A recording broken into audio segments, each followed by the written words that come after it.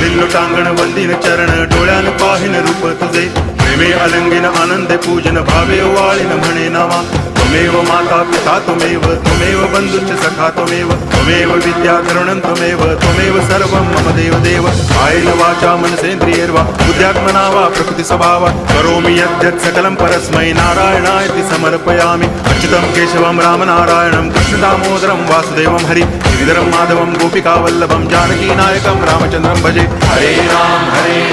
Ram Ram Hare Hare Hare Krishna Krishna Krishna